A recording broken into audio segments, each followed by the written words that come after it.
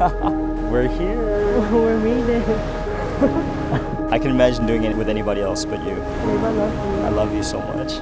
Even like standing here and seeing your shadow approach me, I was like, ah. I was watching you through the car windows. Oh yeah, I was like, oh, I see the Mercedes. No, I didn't see you, but I was trying to cover myself. I saw the Mercedes, and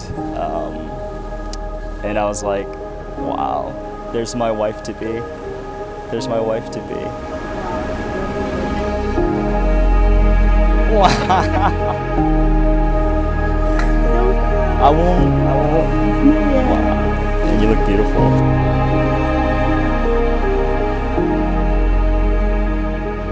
Grace, David mentioned that you're everything that he is not, that you complete his weaknesses, and that your maturity and values and your heart won him over.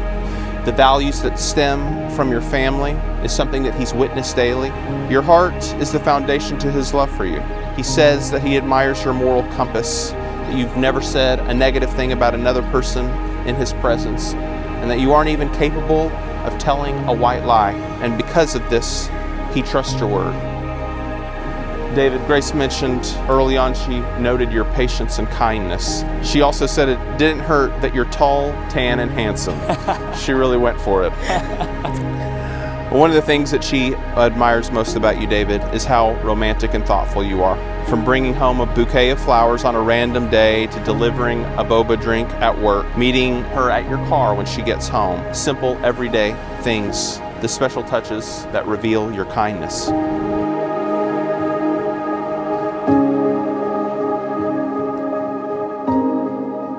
David, Grace mentioned that early on in your relationship, you got sat down, so to speak, by Mom.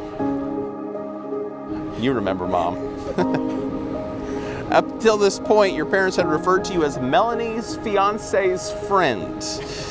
Ouch. But she began to see that you were growing into more than that.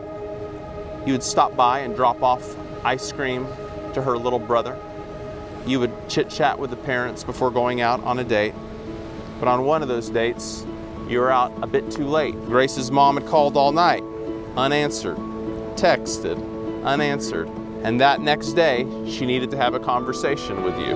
Grace was quite embarrassed. She knew what was coming. She was nervous all morning. When you came to the door, you noticed that Dad was quiet and watching TV.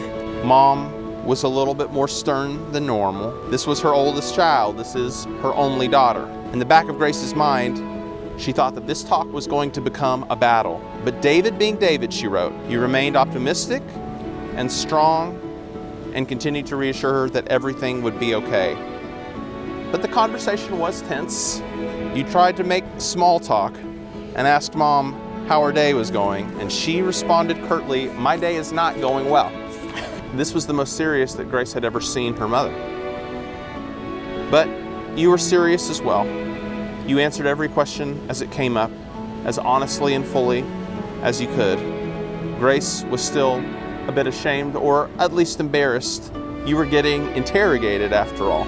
David mentioned that the first person that brought up marriage with you, Grace, was Mom, and that in a sense, she was the one who planted the seed in the middle of the interrogation. Good things come to those who bear mother's wrath.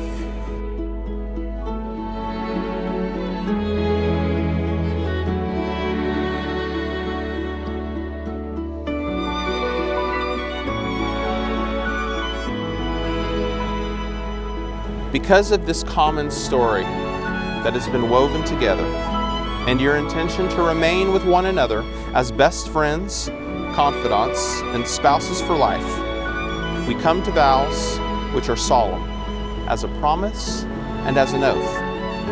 At this time, will you please exchange rings as the symbols of this covenant?